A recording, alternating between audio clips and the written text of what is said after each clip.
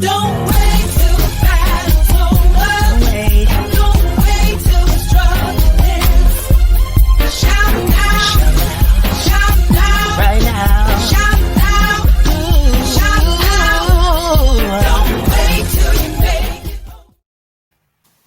Hey everyone, it's Phillip, and welcome to the PHILLIP Show. I'm so excited that you are here. Grab your coffee. I was just off camera. I was just talking to our guest today. I'm very excited that she's here, but it's hot in here. I turned off my air condition and have nerve to drink coffee. Listen, don't talk about my choices, okay? Oh my gosh. Okay, so listen, there's a lot of current conversations and discussions surrounding mental health and self-care, and there are many resources that are now readily available. We also hear about the opioid epidemic. I know you all have heard about that on the news and different ways of addressing it. But in a day and an age where brunch and mimosas is the pastime, when being invited out for drinks is the norm, what happens when this behavior turns into a life-controlling issue? So joining us today is Adrienne, the creator of a brand called SoberBlackSociety, which promotes an alternative lifestyle for alcohol-free living for the sober and sober-curious community. In the SoberBlackSociety, you are seen, you are encouraged, and you are supported. So we're so excited. Adrienne, thank you so much for being here today. Again, thank you for having me. I'm excited. No, absolutely. So listen, I want to jump in because this is such a necessary topic, but I want to kind of get down to your perspective. Why did you get started with this particular platform? I got started with SoberBlackSociety because at the time I was really just feeling alone. Didn't speak with anyone when I decided to get sober. It was kind of like something that just kind of happened over time, just having negative experiences with alcohol. And then I kind of hit a wall where I was like, okay, I need to do something different. At that time I was 30 years old. I'm 30 years old. I can't keep doing the same, same things I was doing in my early 20s. I have to evolve out of this toxic lifestyle. So I started speaking about it on my personal page, and I really wasn't getting much feedback or anything. And I'm like, okay, I'm probably annoying these people. They don't care. The world wants to turn up, go to boozy brunches and have a great time. They don't want to hear me, a former person not too long ago who was doing it with them, tell them about the harmful effects of alcohol. So I was like, okay, well, I need to create a space for myself, for my mental health, and just for me to really express my emotions and how I'm feeling. So that's kind of how I got to the space of wanting to create SoberBlackSociety. I just wanted to have an outlet to talk about everything I wanted to talk about without really feeling judged, and also to connect with other people who were going through similar experiences as I was. Why did you assume that if you were to share your story, because there's a very big stigma surrounding sobriety and making that leap. Why did you feel that your story and your journey and your shares would be engaging or even accepted by the public? Or you mean on my personal page or on my SoberBlackSociety? On the SoberBlackSociety page, yeah. Because I just felt like at that time I was following one page on my personal, I think I was following Sober Black Girls Club, and I was seeing the engagement they were getting. I'm like, okay, there's a community of people, but at the time that was really the only page that I saw. So I was like, okay, well, I know there has to be, none of us are just so crazy. Well, it's very few people that are just so crazy unique. There has to be some people going through a similar thing that I'm going through. So I started seeing pages here and there. So I was like, I know there has to be a community of people who, even if they're not speaking out on it yet, maybe they're afraid to, like you said, because there is a stigma. And at the time I was researching things, and I was seeing articles saying don't ever talk about your, how you abused alcohol, on social media, because that's going to, that's just a thing that people don't want to hear about. It's an embarrassing thing. And I was like, forget that. I'm not embarrassed. If I know so many other people who have not been brave enough, they need to, slow down too, or stop completely. And they don't. So I know I'm not alone in this. So I'm not going to be embarrassed when I know that there's even people in my family, so many people who are struggling with this, and I feel like it needs to be talked about. So that's kind of how I got there. So when you started the SoberBlackSociety page, was it before it was help to somebody else, was it more therapy for you? 100%. Like, I feel like it's probably more therapy for me than what it is. I don't know. I do get people like, lots of people like, DMing me saying thank you. But I also in my mind, I'm like, you're just being nice, whatever. This is mainly for me, like I can say like everything that I want to say, just organize my thoughts and like just put it out into the universe. And I don't really care how many likes I get. Like this page is honestly just for me and my mental health. It has helped me so much. Before I started this page, I was in a place where I felt so lonely, so down. And now I honest to God, like don't feel that way anymore. I don't feel as alone. I feel, even though I don't know people personally, I just feel so much more connected and knowing that there's so many individuals like me out here in this world. So. Wow. So community really helps when it comes to sobriety, number one, but number two, just starting something new and knowing that you're not alone. Because I think that's the scary thing with sobriety and other things. Just like, am I the only one doing this? Specifically, when let's use sobriety, it's such a cultural, alcohol is just there. Mm-hmm. Let me ask you, so taking the steps that you did when you started your journey, because a lot of people just don't know how. A lot of people don't know where to start because, society is just so saturated. You want to go for drinks? You want to do this? How do you start saying no? And what's that process? Right. So for me, it really took like a loved one, like my fiance. Well, he was my boyfriend at the time. Congrats. Thank you. He literally just was kind of, had a come to kind of Jesus moment with me and like literally like, just had to sit down with me and talk and was like telling me his concerns and things like that and how he feels that I'm so much better than, I can do so much more than what I was doing. And I agreed with him, of course, my grandma and people like that had said things like that over the years. So it's really like a slow trickle down for me, like just seeing, like just, putting myself in dangerous situations where I'm just like getting intoxicated and running across the street and almost getting hit by cars, just crazy, or falling asleep in an Uber or things like that. So it was just like literally like just instances that would keep happening. I'm like, okay, what is this bringing to my life? And I'm like, it's bringing absolutely nothing to my life. I'm literally, only reason why I started drinking is so I can, it's in social settings, so I can be a part of a group. But like, it was never really me in the first place. I'm just more introverted naturally. So I just felt like, I want to start doing this because everyone else around me is doing it. So I'm like, okay, where did I get lost in this shuffle? And I need to get back to me. So after I start listening to people's feedback, I started reading books. Please don't ask me what the title, I should have came with it.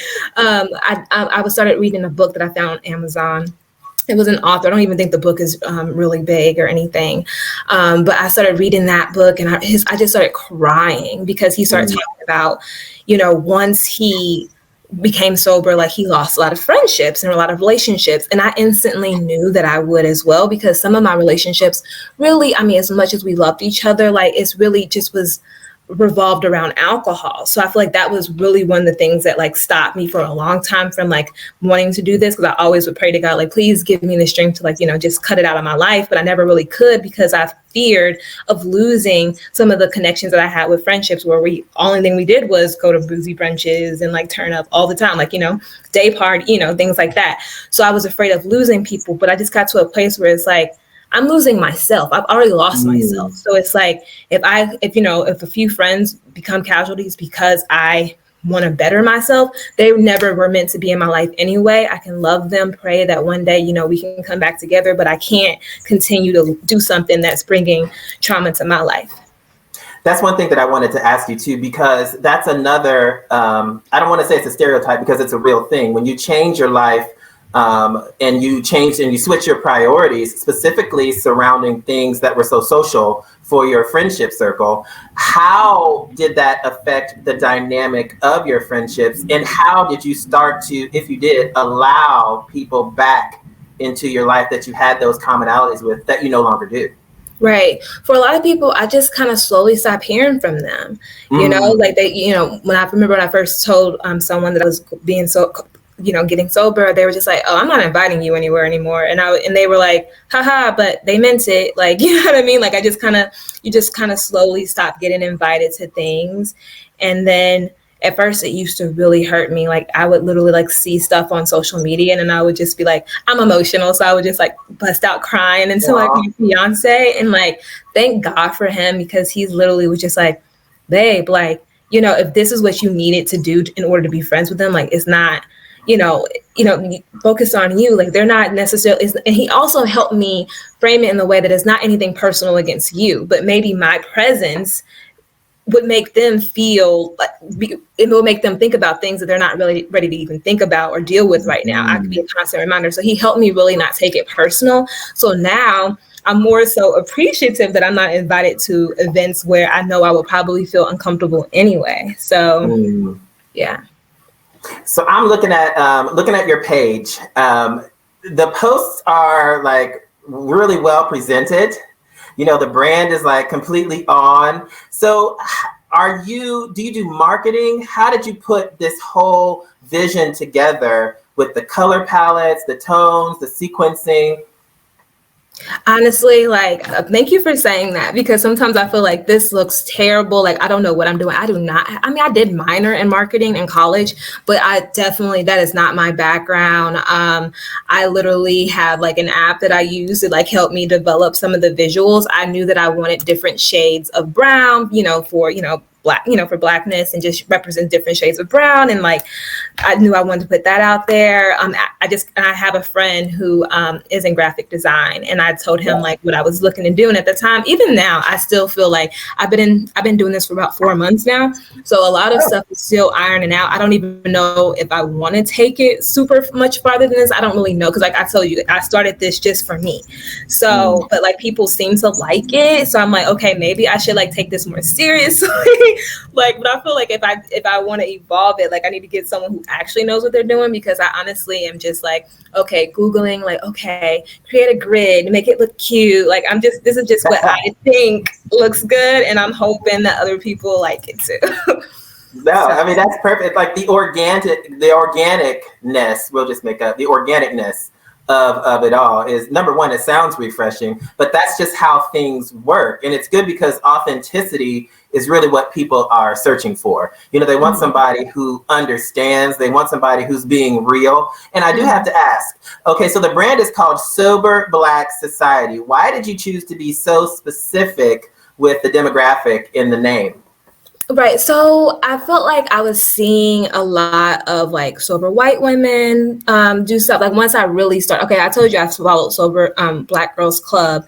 But other than that, like before I looked deeper into it, that was the only page I ever seen. But before I started the page, I started like researching more and like looking on Instagram and seeing what was out there. And I saw all of like white women, white men, things like that. And I was like, I want something. Like they were talking about things, but like I felt like it was just coming from like I don't know, I just didn't necessarily 100% relate to all of it. And I was just like, let me like just create a community. And I also don't see our community, Black people, maybe this out there, I just personally don't see our community talking about sobriety as much. And I care so much about like, my family, my friends, like everyone, like just our community as Black people. Like, I'm trying to get healthy with like, I'm trying to eat more plant-based meals. And I just like see all of us eating all this crazy stuff, drinking all the time. And it's just really important for me, for our community to be uplifted and understand that this stuff they're putting in our neighborhoods and our communities were brought here to destroy us. And a lot of time, I understand, life is hard, but like we have to be aware of like what's actually happening and being able to take ourselves out of those situations. So that's pretty much why I wanted to be so specific. Sometimes I like kick myself, like, was I too specific? Because I feel like if I did open it up and like just made it more, so I know a lot of people have like pages that are like, I could just been like Sober Adrienne or something like that. I feel like I probably could have a bigger following if I would have just kept it more generic. So sometimes I wonder if I went wrong with that, but that was initially why I wanted to start it, because I don't hear the conversation being talked about in Black communities really almost at all, and not in my circles and not in my family. Like I'm like the only one in my friend group or family that's even talks about sobriety or even has a desire to want to be sober. So yeah, one of the things that I really love about the page, and you were talking about the who is speaking. Is a brand speaking or is a person speaking?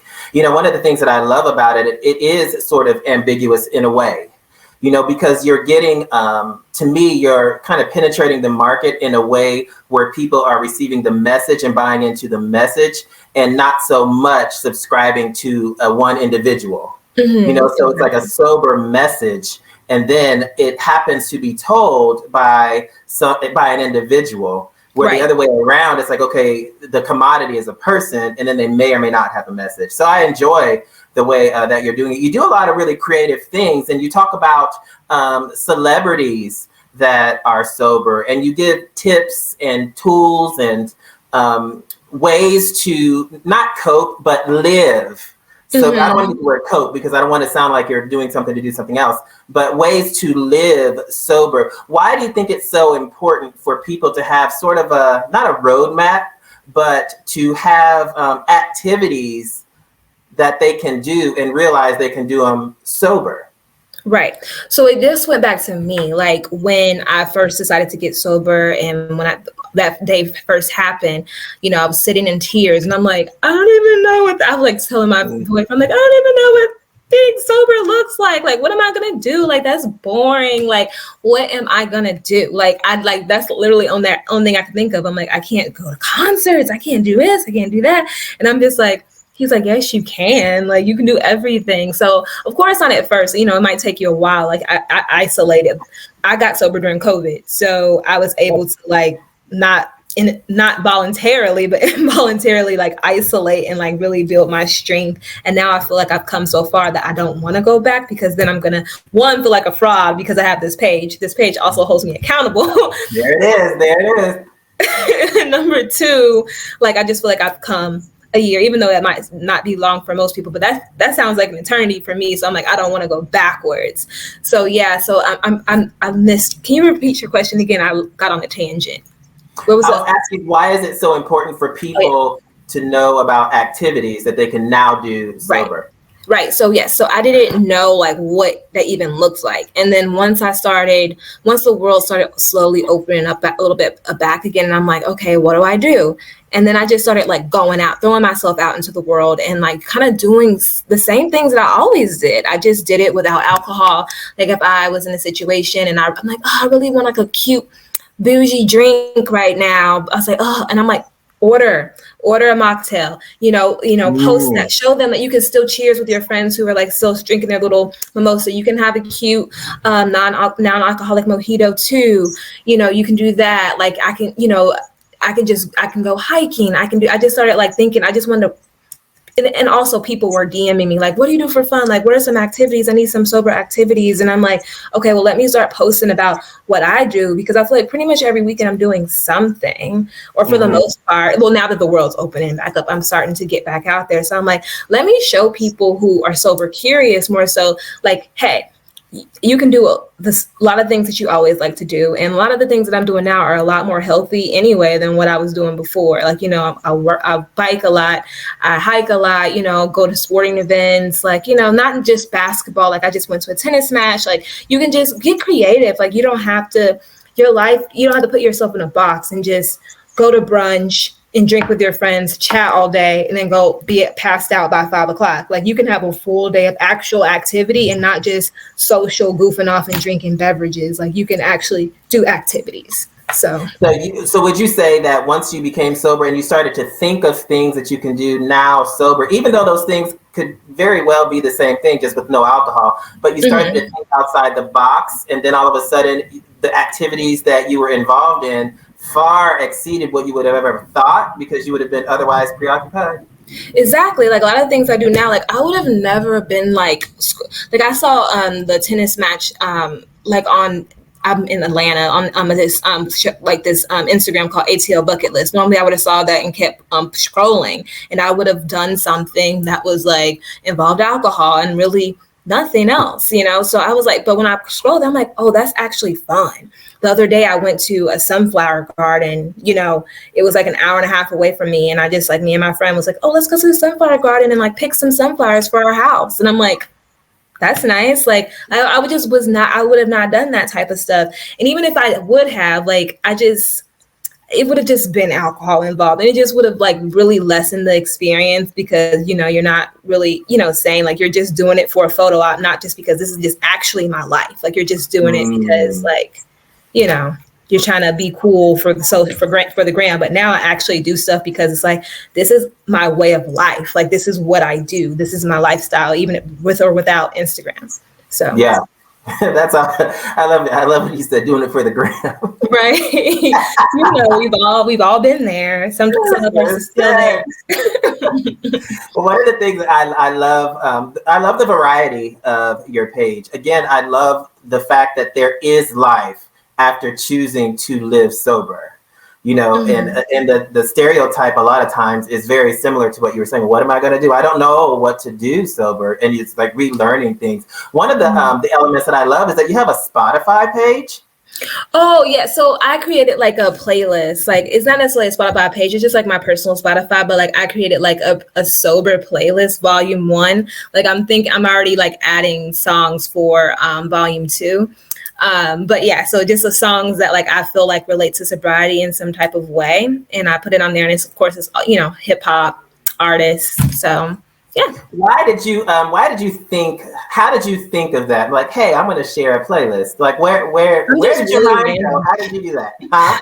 I'm just really random, really. So I listen to music like all day, right? So I'm like listening to music. Okay, I think actually what triggered me is because I had posted about Kendrick Lamar, because I had found out about his song Swimming Pools was about, being not really wanting to drink alcohol and being sober, blah, blah, blah. And I didn't realize that until after I created this page. And I'm like, yo, like how many others like artists are talking about this and I don't even know about it. So I literally went on a hunt one day, and I was just like, I was telling my fiance, I'm like, oh my God, like there's other songs out here. Like people are out like people are, it's like right underneath your nose and you don't even realize it, So I was just like, literally, it probably took me hours to like formulate that program. Like I probably spent like 5 or 6 hours just like literally researching and like hunting for like this. After I saw that Kendrick Lamar had a song like that, I'm like, okay, how many other people are out here are like that? And I just like started like researching and just adding it to playlists. So like, yeah, it took me a long time, and I just really wanted people to have like some type of something to vibe to in the car on a road trip or something. So I love it. That is awesome. So people can find Sober Black Society, of course, on Instagram. Is that the only place that they can find you right now? Yeah, that's the only place you can find me right now. Maybe one day, I'll expand. Well, I love that you've done what you've done, and that it's there as a resource. And on the page, people can also find the playlist for Spotify. So if everybody goes to Sober Black Society on Instagram, there is a playlist link right there. So Adrienne, I want to ask you, for you, looking back at yourself back then, before you made the decision, what advice, knowing what you know now, what would you say to yourself back then? And you said back how, like before I was sober? Mm-hmm. How far back are we going? Just any, okay. I would just really prepare myself that like a lot of my relationships are going to change. Honestly, that's probably been like the biggest struggle that I've had. Like if you see my posts, like especially my early posts, like that's like all I was going in on. Like that's all I was ever talking about. So I really would have prepared myself. Like how you hear people say that, like when you're getting, oh, this is gonna happen. I'm like, no, not my friends, not me. Like this is not gonna be my story. And it kind of ended up being my story, like more dramatically than what they even said. So I was just like, whoa, like this is my story. I just will have really prepared myself for that, and then also prepare myself. Like for a while, I took it personal, but like just really telling myself, like, hey, if people act differently towards you, do not take it personal. This is not a reflection on you, or or anything that you have done. Only thing you can do is to continue to evolve, and people, like as time goes on, like kindred spirits will find you, and you will be okay. So that's something I would have really told myself, because I spent a lot of time being bitter. So that's a big one, and that's deep, and it's good that you can realize that. So for somebody right now who is thinking about logging on, who may be curious, what advice would you give them? To other people, I would just say that just really evaluate, like the pros and cons of the lifestyle that you're living now. Like, you know, is alcohol, what value is alcohol really bringing into your life, if any? Like, if it's bringing, like, if just evaluate that, and I feel like you will soon see that it's not bringing much in there. And just really just be comfortable in being who you are authentically without having to numb yourself or having to put some substance in yourself to alter your personality to make it more like someone else wants it.